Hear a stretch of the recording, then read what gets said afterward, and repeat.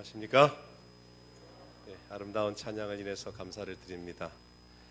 제가 말씀을 준비해 와서 말씀으로 여러분에게 은혜를 끼치려고 했는데 말씀 시작하기 전부터 제가 너무 큰 은혜를 받았습니다. 우리 찬양 때 너무 귀한 찬양 감사드립니다.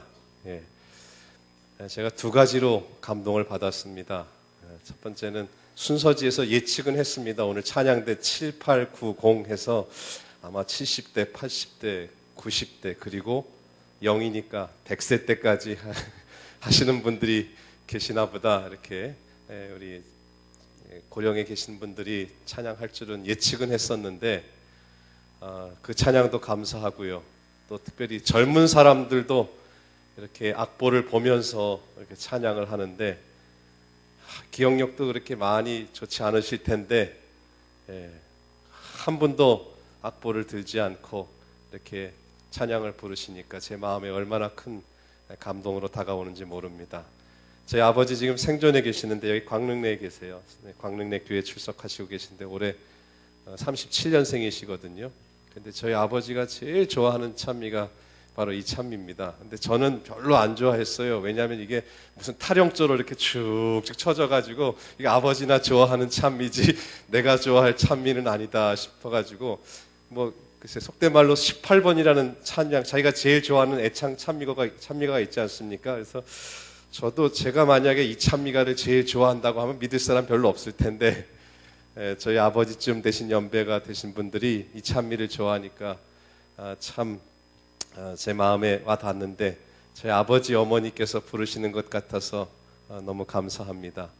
제가 보니까 어떤 교회는 설교 예배 설교를 하러 가면은 뭐 앞순서가 그렇게 많아요 해가지고 제가 설교를 하려면은 11시 25분 되는 경우가 많은데 지금 11시 8분이라서 제 마음이 너무 편합니다. 그래서 제가 전하고자 하는 메시지를 충분히 전할 수 있고 또 12시도 되기 전에 끝나면 얼마나 좋아하시겠어요. 그래서 제가 이렇게 순서가 우리 아주 일목요연하게 또 질서 있게 또 모든 성도들이 이렇게 화합해서 예배를 드리는 모습을 보면서 예배에서도 큰 감동을 받습니다. 다시 한번 귀한 찬양 감사드립니다.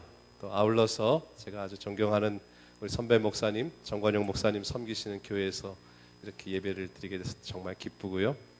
시간 있으니까 제가 인사도 막 여러 번 하게 되네요. 예, 우리 훌륭하신 제가 선배 목사님들, 은퇴하신 선배 목사님들 계시고 또 우리 김병모 목사님, 또 우리 또 아는 여러 안면들이 계십니다. 정말 이렇게 가족 같은 분위기에서 함께 말씀을 나누게 돼서 정말 기쁘게 생각을 합니다.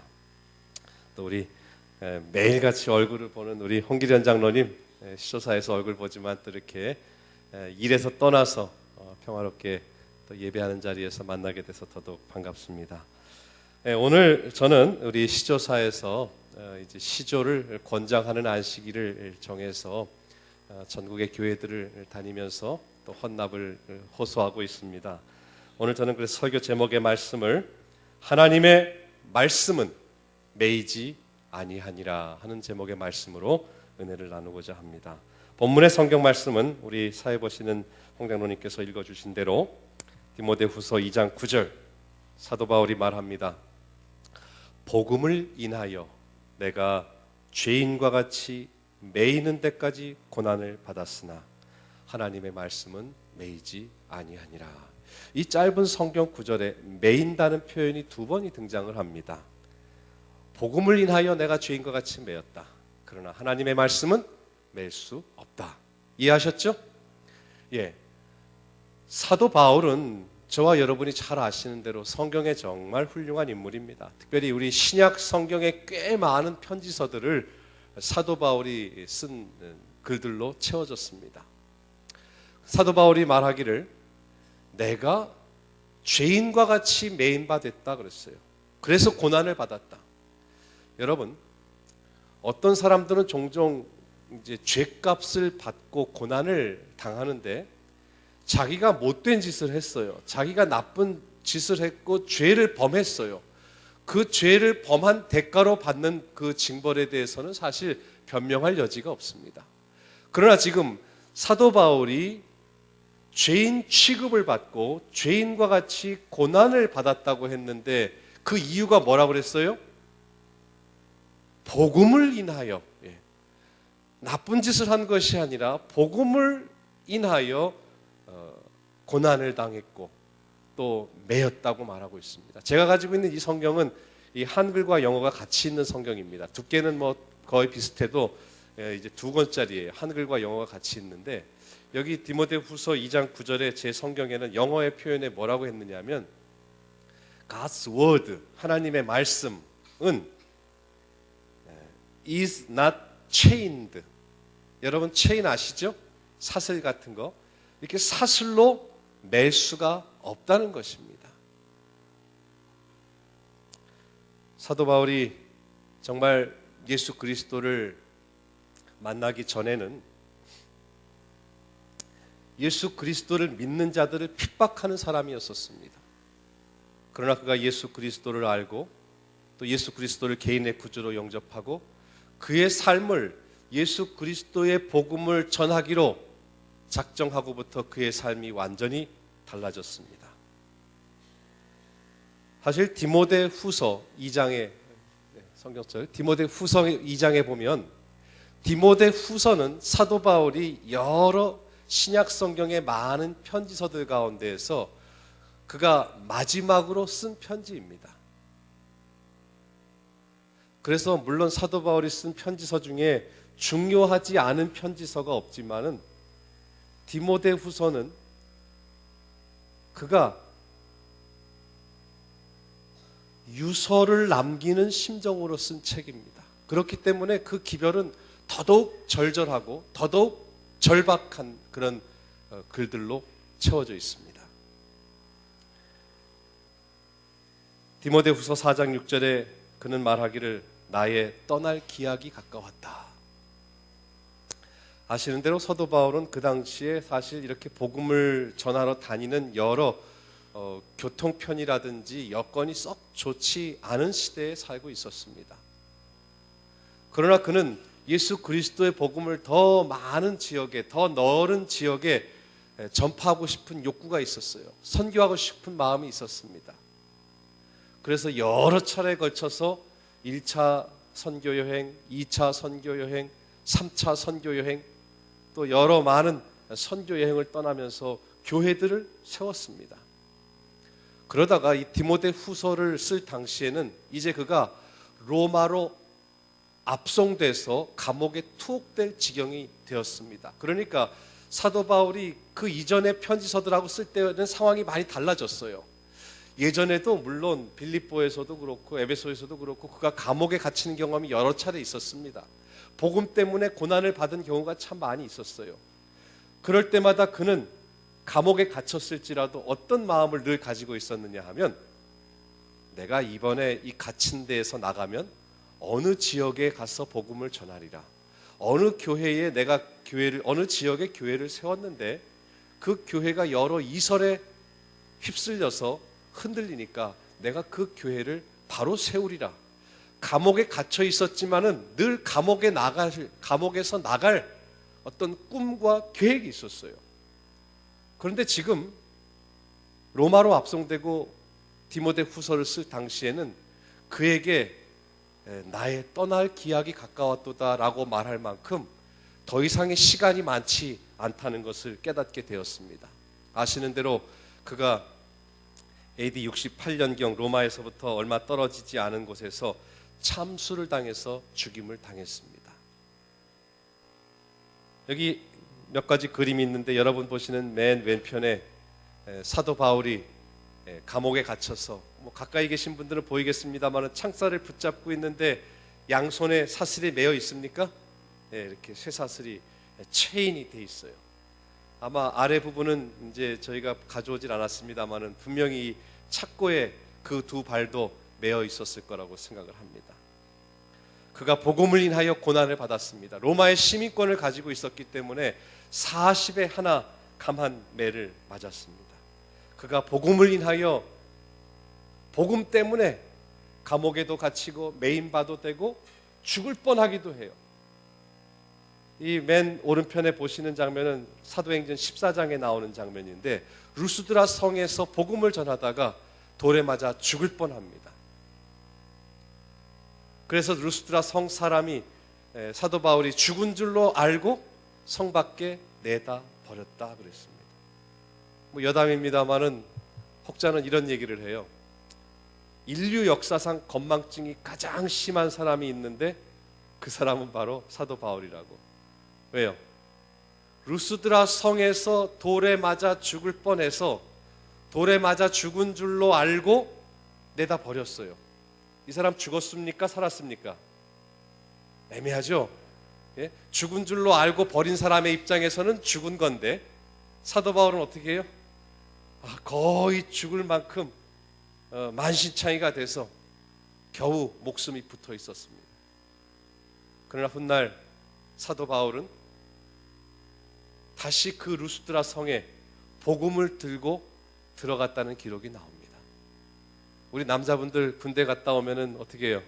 군대 그쪽 방향으로는 뭐 이제 벌레도 안 본다고 그러는데 사도 바울은 돌에 맞아 죽을 뻔한 그 루스드라 성에 자기를 죽음의 지경까지 이끌었던 그 성에 다시 들어가서 복음을 전하는 모습을 보여줘요. 뭐 정말 사도 바울이 의학적으로 건망증이 심했다고 생각하지 않습니다만은 그만큼 그는 복음을 인해서 고난 당하는 것, 복음을 인해서 자기의 생명이 아주 위중한 지경에 처할지라도 그것을 두려워하지 않았다고 하는 사실입니다. 사실 사도 바울에게 있어서 그가 디모데에게 편지를 쓰면서 그의 마음속에 가지고 있는 가장 간절한 염원, 바람이 하나가 있었어요. 예전에는 내가 여기 감옥에 나가면 어떻게 복음을 전하리라 하는 또 다른 계획과 비전과 꿈이 있었는데 그래서 나를 감옥에서 빼달라고 여러 청원을 했었을지도 모르겠어요. 그러나 이번만큼은 사도 바울도 자기의 떠날 기약이 얼마 남지 않은 것을 알고 있었습니다.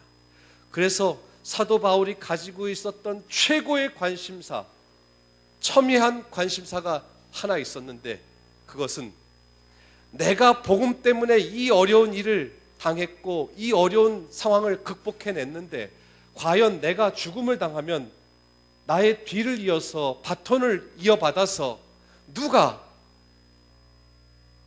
복음을 지켜낼 수 있을까 하는 것이 사도 바울의 최고의 관심사였습니다. 저도 서중환 앞에서 한 20여 년 목회를 했었습니다. 저 인천에서도 한 5년 목회했었고 또 여주에서도 한 6년 목회를 했었고 서중환 앞에 액특교에서도 목회를 했다가 이제 2011년에 이제 시조사에 가서 여러 책을 만드는 일을 하고 있습니다. 책을 만드는 출판의 일을 하다 보니까 우리나라 말도 좀 여러 가지로 공부를 했어야 됐어요. 목회만 했지 이 출판 사업에 잘 경험이 없었던 사람이라 이제 공부를 조금 했는데 우리말은 이 띄어쓰기 하나 하는 게 굉장히 중요합니다. 여기 지금 보여주시겠습니까? 여기 보면은 사도 바울의 최고의 관심사가 누가 복음을 이어나갈 수 있을까 하는 것이 최고의 관심사인데 저 띄어쓰기 안 하고 이렇게 붙였으면 어떻게 되는 줄 아세요? 예, 누가 복음을 지킬까? 요한복음을 지킬까? 마태복음을 지킬까? 이게 붙였으면은 영 문맥이 달라집니다. 그러나 저 띄어쓰기 하나로 인해서 사도 바울의 그 심중이 낱낱이 읽히는 것을 보게 됩니다. 디모데야, 누가 내 뒤를 이어서 복음을 지킬 수 있을까? 사실 오늘 성경 본문의 말씀을 디모데 후서 2장 9절로 택했습니다마는 디모데 후서 2장 9절을 이해하기 위해서는 그 앞에 디모데 후서 2장 1절로부터 8절에 어떤 흐름이 있었는지를 주목해 볼 필요가 있습니다. 디모데 후서 2장 1절과 2절에 디모데에게 말합니다. 내 아들아, 내게 들은 바를 충성된 사람들에게 부탁하라. 디모데야, 너가 몇 년 동안 나와 함께 다니면서 내 삶의 모습을 보지 않았느냐? 내가 어떤 기별을 전했고, 내가 복음을 인해서는 내가 고난당하는 것 두려워하지 않았고, 복음을 인해서는 내가 죽을 뻔했었지만은 내 생명도 귀한 것으로 여기지 않았지 않았느냐? 그러면서 나한테 들은 바, 나한테 본 바를 충성된 사람들에게 부탁하라고 말합니다. 그러면서 디모데후서 2장 3절로부터 7절에 한 3가지 직업군에 대한 이야기를 해요. 사도 바울이 예를 들어서 말합니다. 오늘 아침에 안교 시간에 개척 때 어린 그리스도의 군사들이 등장했습니다마는 사도 바울이 첫 번째 직업군으로 이런 이야기를 합니다. 그리스도의 좋은 군사로 나와 함께 고난을 받으라. 5절에는 경기하는 자가 법대로 경기하여 면류관을 얻어라. 두 번째는 이제 운동선수에 대한 비유를 들었어요. 세 번째로는 6절에 수고하는 자가 그 열매를 얻게 된다. 이 수고하는 자는 열매를 얻게 된다는 걸로 봐서 어떤 직업입니까? 농사를 짓는 사람이에요. 그러니까 사도 바울이 디모데에게 디모데후서 2장 9절을 이야기하면서 3가지 직업군을 이야기해요. 군인, 운동선수, 그리고 농사 짓는 사람. 이 사람들의 특징들이 뭐가 있습니까? 이 사람들은 육의 양식을 얻기 위해서, 육신의 생명을 유지하기 위해서 저마다 때로는 희생도 하고, 때로는 고난도 겪고, 수고도 아끼지 않고 땀을 흘리는 사람들의 모습을 보여줍니다.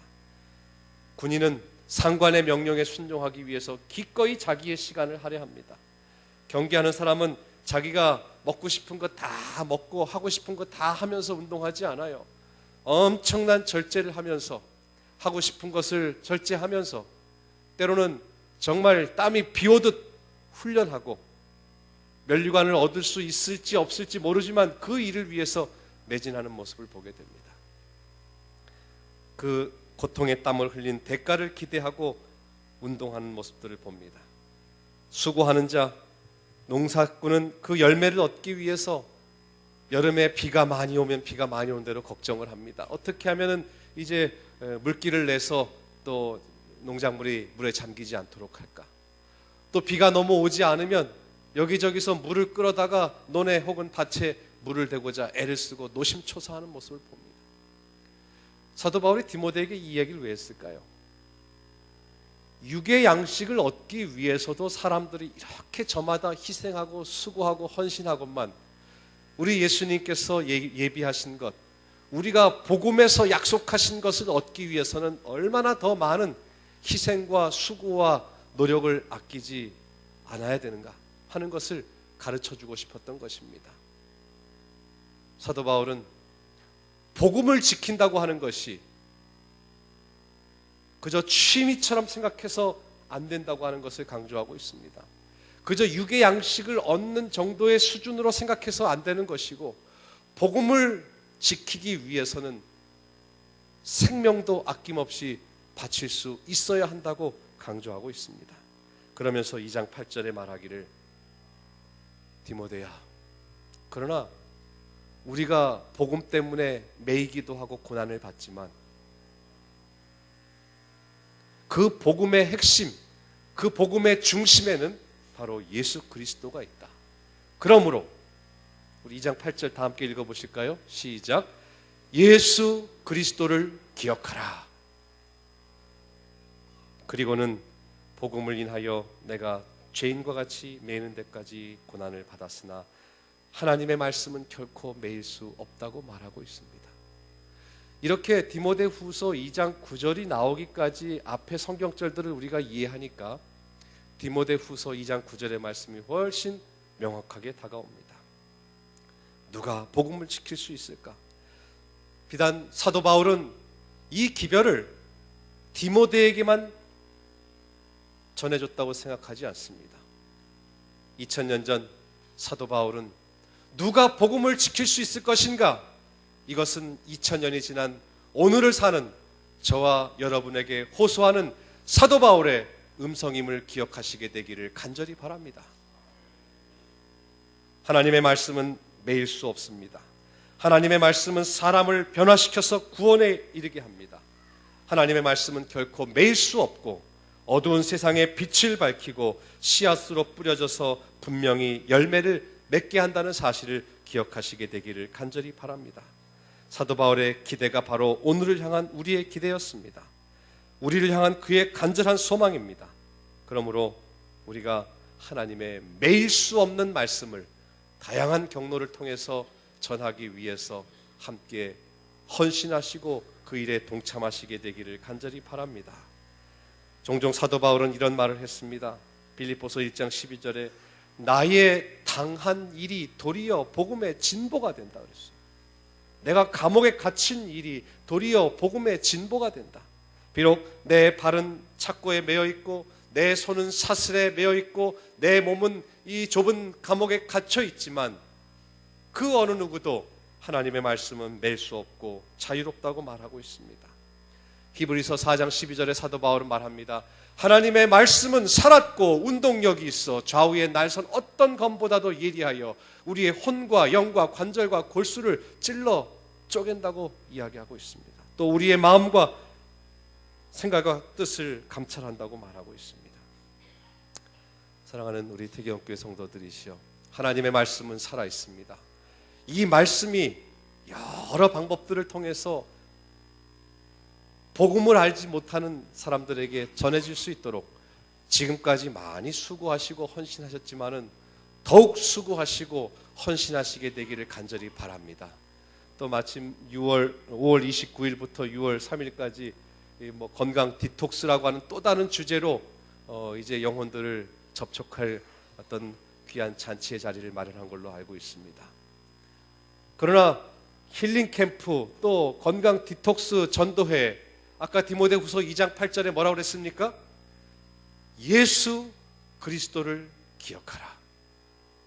결국은 이 전도회의 중심은 예수 그리스도시고 결국은 이 프로그램들을 통해서 영광 받으셔야 할 분은 예수 그리스도이시며 우리 하나님이심을 기억하시게 되기를 간절히 바랍니다.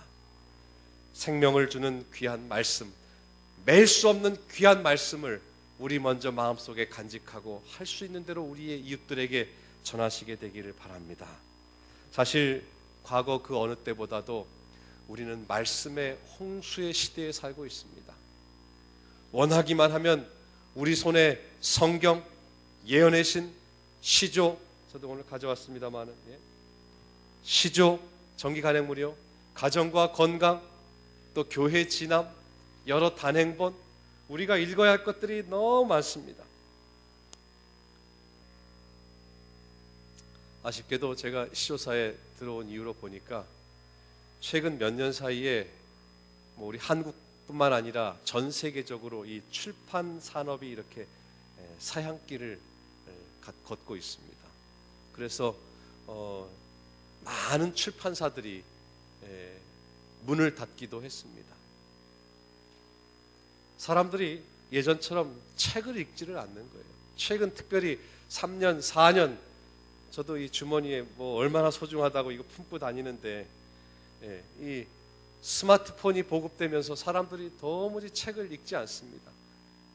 책을 통해서 우리가 얻는 유익과 또 감동이 큰데 사람들은 감동도 물론 있겠지만은 여러 정보들, 내 지식이 아닌 정보들이 마치 내 지식인 것처럼 이 스마트폰을 통해서 우리들에게 전해지고 있습니다. 모르는 거 있으면 금방 검색해서 찾아보고요. 이거 시커먼 거 지금 하나 있으면은요 어떻게 해요?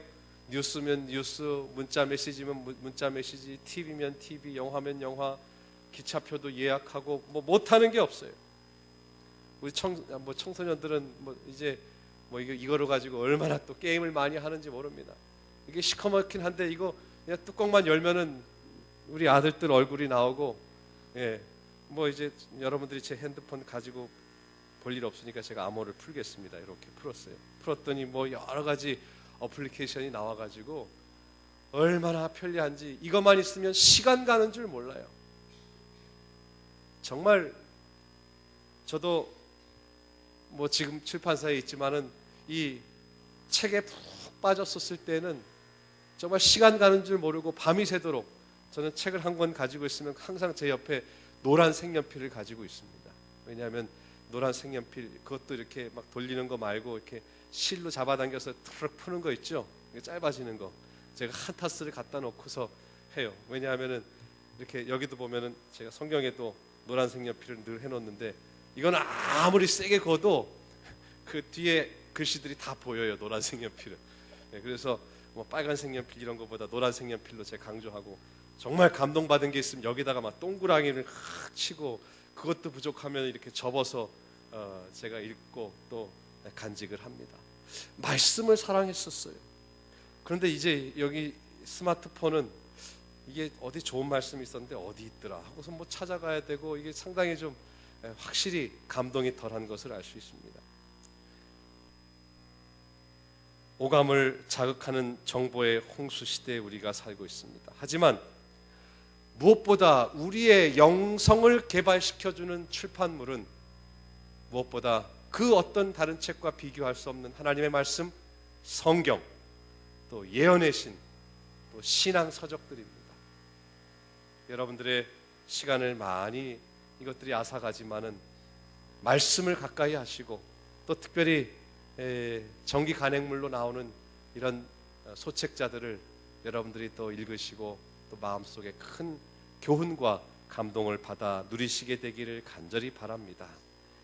여기 뭐 하나만 잠깐 말씀드리면, 저도 여기 얼마 전에 하나 이게 애플리케이션이라고 앱이라고 다운받았는데, 그 앱 이름이 뭐냐면 만가지 레시피예요. 만가지 레시피는 요리법 아닙니까? 그래서 만가지 요리법이 들어있답니다.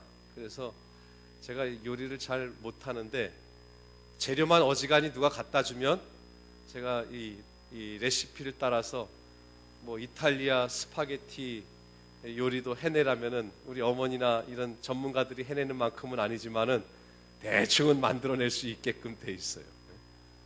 뭐 여러 가지 음식들을 해낼 수 있도록 하고, 뭐 얼마나 무궁무진한지 모릅니다. 그러나 우리의 영성을 개발하는 출판물들을 통해서 우리의 마음이 뜨거워지고 또 말씀을 깊이 묵상하고, 여러분들에게 한번 질문을 드려봅니다.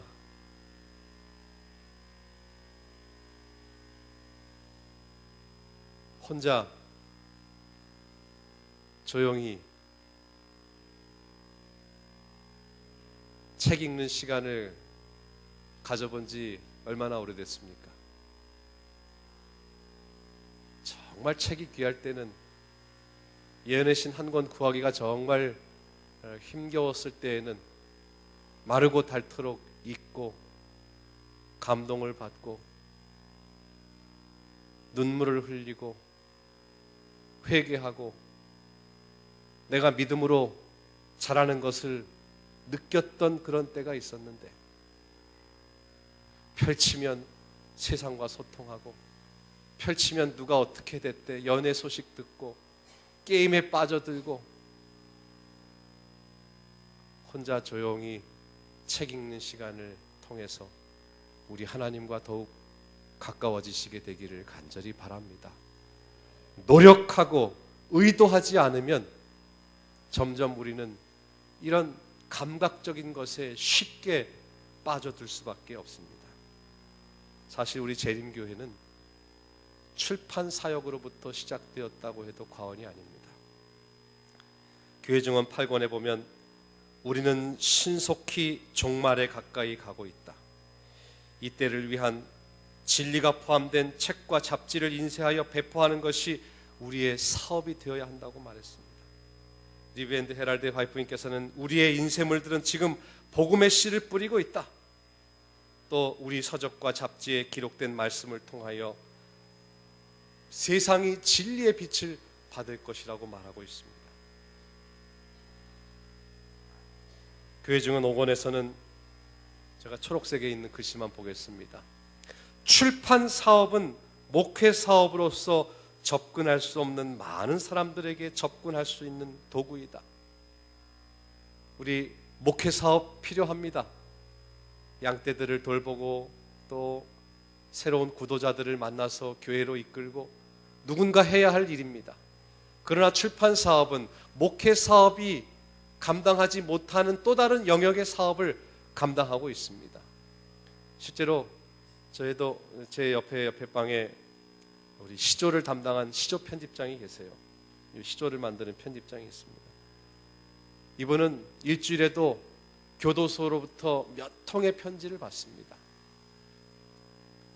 그 편지의 내용 가운데 보면은 제가 한때 젊은 나이에 왕성한 혈기로 죄를 범해서 지금 감옥에 들어와 있지만은 이 감옥에까지, 교도소 안에까지 이 시조를 헌납해 주시고 보내주셔서 정말 감사합니다. 제가 죄값을 다 받고 나가면은 이 시조에 기록된 말씀, 또 시조에 가르쳐진 교훈을 따라서 제가 교회도 나가고 이후에 또 열심히 이 책을 사랑하고 애독하겠습니다 하는 그런 간증들을 여러 통 받습니다. 목회 사업으로서 접근할 수 없는 많은 사람들에게 접근할 수 있는 도구가 됩니다. 우리의 인쇄물들은 각 곳에 전해져야 합니다. 어디를 가든지 기회가 있을 때마다 나누어 줄 수 있도록 우리가 전도지를 가지고 다녀야 하겠습니다. 영혼을 구원하는 복된 성경의 진리가 우리의 정기 간행물 속에 실려 있다고 말하고 있고, 비록 찢어진 종이 조각이라 할지라도 진리를 갈구하는 사람들의 마음에 끼칠 큰 영향에 대해서는 아무도 측량할 수 없다고 말합니다. 인쇄물은 이 시대를 위한 기별을 계속해서 사람들에게 소개하고 있습니다. 우리가 이런 전도지 혹은 시조, 가정과 건강, 여러분들이 헌납해서 여러분의 이웃들, 자녀들, 부모님 혹은 예전에 여러분들에게 은혜를 끼쳤던 분들에게 이것을 헌납함으로 인해서 그들이 우리 교회에 깊은 관심을 갖고 또 예수님을 만나는 놀라운 경험의 사건들이 참 많이 있습니다. 어느 곳에나 우리의 인쇄물이 분포되어야 한다. 이것이 잘 될지 저것이 잘 될지 어느 것이 잘 될지 알지 못하기에 우리는 모든 물가에 진리의 씨를 뿌려야 한다고 말하고 있습니다. 가을 낙엽처럼 우리의 출판물을 전해야 합니다. 미국에 하루에 수천 명 이상의 사람들이 회개하게 될 것인데 그 중에 대부분은 우리의 출판물들을 읽음으로써 그들의 최초의 회심을 경험한 자들이 될 것이라고 말합니다. 여기 특별한 한 분을 좀 소개하겠습니다. 우리 재림교회의 역사상 미국에서부터 최초로 외방 선교를 나간 선교사 가족이 있는데 바로 J.N. 앤드류스라고 하는 분입니다. J.N. 앤드류스는 화이트 부인보다도 2살이 적습니다. 화이트 부인은 1827년에 태어났는데 이분은 1829년에 태어나신 분이에요. 화이트 부인과 거의 같은 연배의 사람이라고 보면 됩니다. 그런데 그가 이제 재림 기별을 받아들이고 또 혹은 안식일에 대한 진리를 깨닫고 미국에만 아니라 저 유럽 지역에도 가서 복음을 전했으면 좋겠다 생각을 했어요. 교통편도 좋지 않지만은 일단은 목적지는 스위스로 잡았습니다. 스위스 바젤이라는 곳으로 잡았어요. 그의 아내 안젤린이 있었고 17살 아들 찰스가 있었고 12살 메리가 있었습니다. 두 남매가 있었어요. 그런데 1872년에 그 가정에 불행이 닥칩니다. 엄마인 안젤린이 그만 세상을 떠나고 맙니다. 이 아버지가 찰스 그리고 메리를 불러다 놓고 말합니다. 얘들아, 내가 우리 미국에서만 아니라 저 유럽에도 이 귀한 기별을 전해야 되겠는데 그곳에도 이 Signs of Times 시조를 좀 보급했으면 좋겠다. 그래서 우리의 기별을 유럽 사람들에게도 역수출하면 좋겠다. 아빠와 함께 같이 가겠니? 이제 청소년이었던 17살, 12살 찰스와 안젤린이 같이 메리가 아빠를 따라서 스위스로 갔어요. 이 앤드류스는 얼마나 말씀을 사모하는 정신이 강했던지 신약 성경을 통째로 외운 사람이었습니다. 그리고 언어에도 탁월한 재능이 있어서 아주 7개 국어를 할 수 있는 사람이었습니다. 스위스에 갔습니다. 뭐 아시다시피 이 새로운 언어를 배우는 데에는 이 아이들이 빨리 습득을 합니다.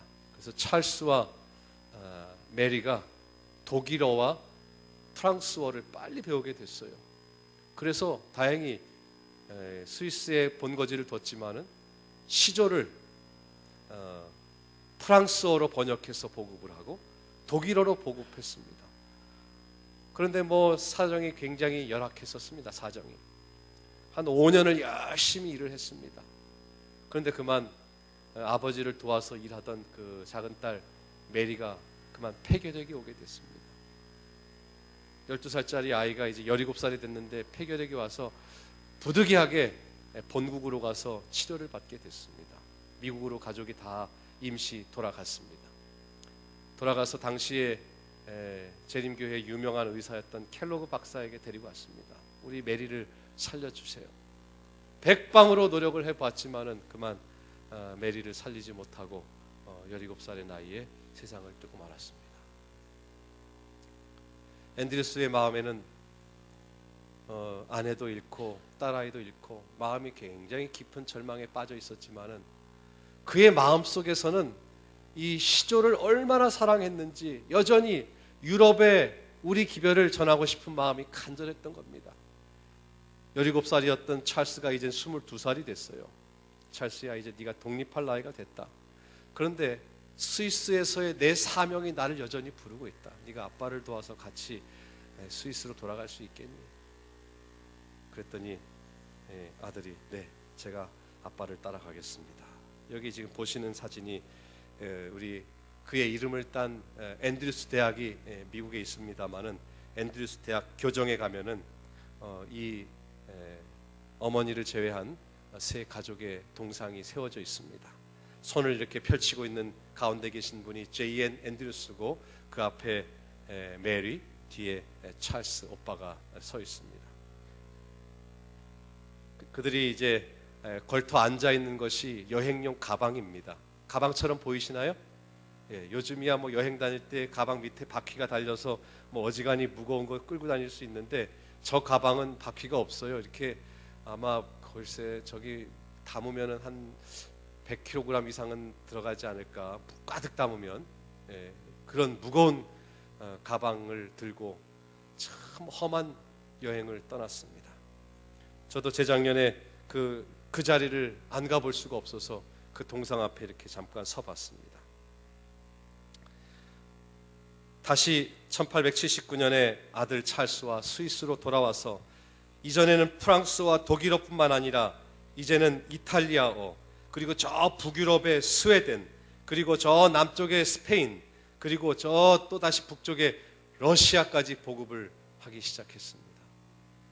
요즘처럼 컴퓨터가 발달하고 인쇄술이 발달한 시대에 이런 일을 감당하기도 쉽지 않은데 지금으로부터 130년, 40년 전에 이런 일을 감당하기에는 우리의 상상을 초월한 노력과 열정이 있었기 때문에 가능했다고 봅니다. 여러분이 매월 받아보시는 이 시조, 정말 우리 선조들의 피와 땀이 서려 있는, 정말 하나님의 말씀은 매일 수 없기에 마치 사도 바울이 디모데에게 요청했던 것처럼 앤드류스는 이 시조를 정말 사랑했고 또 이 말씀이 매이지 아니하고 사람들의 손에 여전히 들려지기를 기대했고, 그래서 우리가 이제 한국에서도 이렇게 시조를 받아보고 있습니다. 앤드류스 대학교 안에 한 박물관이 있는데 박물관에 가보면은 그들이 여행할 때 다녔던 가방이 저렇게 보관되어 있습니다. 저는 그 가방 앞에서 한참을 서 있었습니다.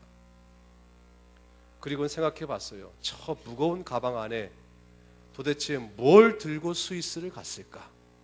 스위스가 날이 춥다는데 두꺼운 겨울옷을 잔뜩 집어넣고 갔을까?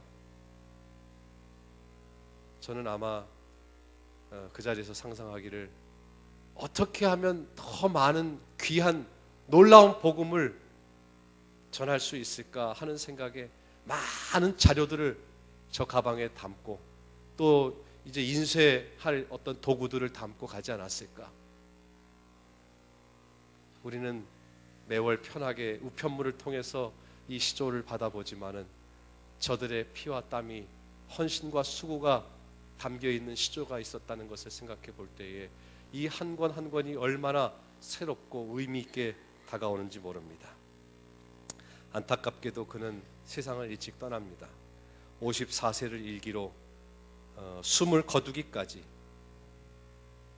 그 직전에도 침상에 누워서 조력자들에게 구술로 기사를 받아 적게 했다는 일화가 나옵니다. 세상을 떠나기 직전에도 누가 복음을 전할 수 있을까?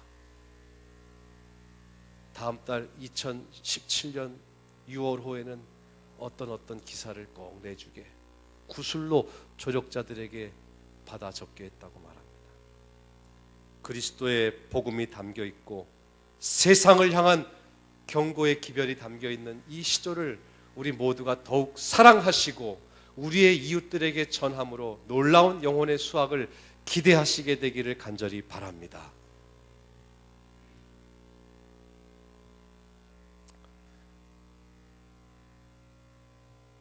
여기 시조 이번 5월달 건데요, 맨 왼쪽에 한 인장이 찍혀 있습니다.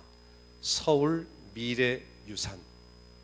이 시조가 2017년 1월에 서울의 미래에 남길 유산으로 선정이 되었습니다. 제가 이거를 여기 퇴교원교회 왔으니까 비하인드 스토리를 좀 말씀을 드리겠습니다.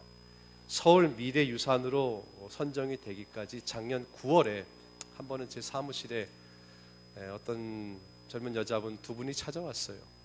자기를 소개하기를, 자기들은 경희대학교에 근무하는 한 연구소 연구원들인데 서울특별시의 용역을 받아서 연구조사를 하고 있다고 하는 겁니다. 어떤 연구조사를 합니까? 했더니 서울특별시에서 서울 미래유산을 지금 선정하고 있는데 이렇게 여러 사람들이 추천하기를 시조사에 가면 시조라는 잡지가 있는데 그게 우리 민족의 참 구한 말이라든지 어려운 시기에 민족 계몽 운동을 하고 또 일제에 굴하지 않고 많은 사람들을 계몽하고 우리 국가 서울 시민들의 교양을 향상시키는 일에 기여한 책이란 추천을 받아서 들렀다는 거예요. 제가 마침 제 사무실에 시조 여러 자료들이 있었습니다. 그래서 시조의 역사에 대해서도 설명을 하고 또 이 시조 1호부터 시작해서 그분들이 원하는 자료를, 아주 귀한 자료긴 합니다만은 제가 여러분의 연구하는 데 도움이 된다면은 검토하시라고 빌려드릴 수 있다고, 이 책은 이거 하나밖에 없기 때문에 드릴 수는 없고 빌려드릴 수 있다고 해서 빌려드렸습니다. 그리고 그분들이 이제 가셔서 여러 이제 조사를 했습니다. 그래서 작년 10월, 11월 서울 미래유산 선정을 위한 심의위원회가 열렸습니다. 각계각층에서 서울시의 미래유산으로 남겨야 될 많은 것들이 있었습니다. 뭐 아시는 대로 서울의 보신각 타종도 저희와 함께 미래유산으로 선정이 됐는데 335개의 후보군들이 들어왔습니다. 그러나 심의위원회에서 그 300 몇십 개를 다 거절하고 최종적으로 한 50여 개를 선정했는데 바로 이 시조를 서울 미래유산으로 선정을 했습니다. 더 놀라운 것은 우리 한국에 여러 많은 잡지들이 있습니다.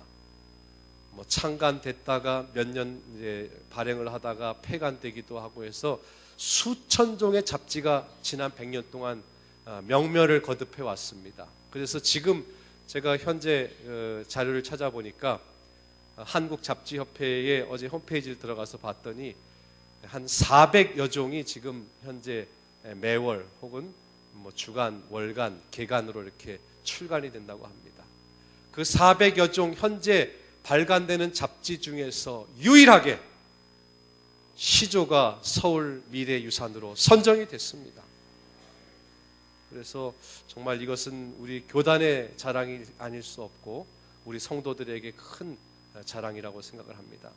저는 이 선정을 보면서 어디에 의의를 두느냐 하면 이것은 공교롭게 제가 시조사에 있을 때 인정이 됐지만은 이 시조의 명맥을 참 더 어려운 시기에 이어오셨던 선배 목사님들, 또 선배 동역자들이 있었기에 가능했고, 또 지금까지 시조를 사랑했던 전국의 모든 재림 성도들의 헌신이 있었기에 이 미래유산의 인증을 받지 않았나 하는 생각을 하게 되었습니다. 이 자리를 빌어서 정말 시조를 사랑하시고 아껴주시고 또 헌납해 주신 모든 성도들에게 진심으로 감사를 드립니다. 특별히 이 인증이 되니까 제일 기뻐한 사람들이 있는데 누구냐 하면, 물론 여기도 계시는지 모르겠습니다만은 문서 전도하시는 분들이 얼마나 지금 날개를 돋친 듯 정말 기뻐하는지 모릅니다. 그래서 어디 항상 그분들은 새로운 낯선 사람들과 만나서 이야기를 해야 되는데, 이 책이 화두를 꺼내기가 굉장히 어렵지 않습니까? 그런데 이 시조가 서울 미래유산에 선정이 됐는데 서울 미래유산이 뭔지 아느냐 하면서 이제 얘기를 꺼내니까 그분들이 솔깃해서 이제 굉장히 대화가 잘 되고 또 많이 헌납하신다는 그런 이야기를 들었습니다. 그래서 우리 서울 미래유산에 선정이 되고, 또 여러분 보시는 대로 오른편 위에 인장도 있고, 제가 어제 여기 온다고 어제 시조사 현관에 서울시에서 이런 동판도 만들어 왔어요. 동판도 만들어서 여기는 서울 미래유산을 만드는 곳이다 라고 해서 현관에다가 저런 아주 고급스러운 동판을 부착을 했습니다. 그리고 서울시에서 재밌는 프로그램을 했는데, 우리 개척 때도 그런 거 하면 좋겠어요. 뭐냐면 서울 미래유산으로 선정된 곳을 스탬프를 찍으면서 답사할 수 있도록 그렇게 돼 있습니다. 그래서 서울의 미래유산이 어디에 가면 뭐가 있는데 거기 스탬프를 찍고, 어디에 뭐가 있는데 스탬프를 찍고, 서울 미래유산이 시조라고 있는데 저 시조사에 가면 스탬프를 찍을 수 있더라 해서 이제 그 시조에 대한 관심도가 굉장히 높아졌다고 하는 겁니다. 저는 말씀을 드리면서 매이지 않은 하나님의 말씀을 다양한 경로를 통해서 전하실 수 있는 우리 모두가 되시기를 간절히 바랍니다. 여러분 들어오실 때 제가 여러분들에게 헌납서를 하나씩 드렸습니다. 제가 한 1, 2분 좀 시간을 드리겠습니다. 여기 가정과 건강 시조 헌납 신청서, 여러분들이 일일이 다 누구에게 어떤 주소를 잘 알지 못하지만은 여기는 간단하게 여러분의 이름과 시조와 가정과 건강 몇 부를 헌납하겠다 하는 부스를 쓰는 난이 있습니다. 지금 한 1, 2분 동안 생각하시고 또 적어주시고, 우리 헌금을 위해서 봉사하시는 집사님들 이것을 거둬서 저에게 갖다 주시면 제가 헌납하신 분들을 위해서 특별한 기도를 드리도록 하겠습니다. 마가복음 적으시면 되겠고요. 4장 26절에 하나님의 나라는 씨를 땅에 뿌림과 같다고 말씀하고 있습니다. 여러분들이 드리시는 그 시조의 헌납을 통해서 우리 헌금을 맡으신 집사님들 찾아주시겠습니다. 걷어서 저에게 주시면 감사하겠습니다. 복음의 씨앗, 또 생명의 씨앗, 또 진리의 씨앗을 사람들의 마음에 심는 일에 우리 모든 성도들이 동참해 주시게 되기를 간절히 바랍니다.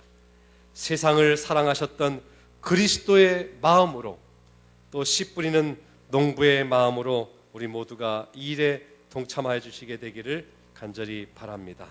여러분이 시조를 헌납할 대상자들은 여러분 자신뿐만 아니라 여러분의 가족, 형제, 자매, 또 부모님, 혹은 출가한 자녀들, 또 가까운 친척들, 또 예전에 군에 있을 때 함께 복무했던 동료들, 우리가 이 책을 전할 기회가 얼마나 많은지 모릅니다.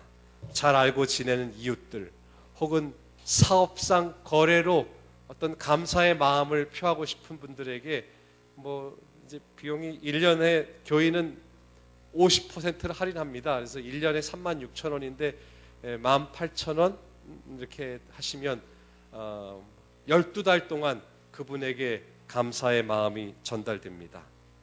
그래서 혹은 관공서에 근무하는 사람들 가운데 안면이 있으신 분들, 살면서 크고 작은 은혜를 입었던 분들에게도 이 헌납을 해주시면 좋겠습니다.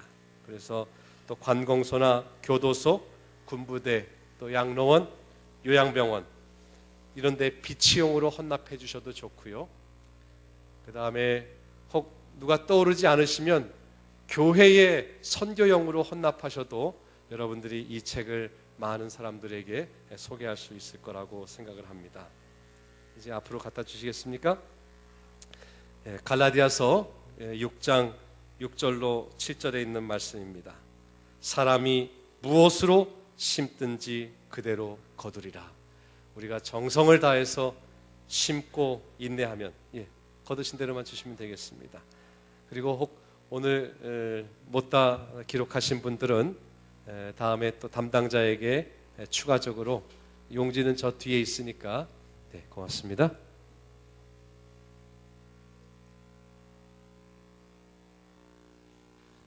추가적으로 있으시니까 여러분들이 또 이 일에 함께 동참해 주시면 하나님께서 큰 은혜와 복을 더해 주실 것이라고 믿습니다.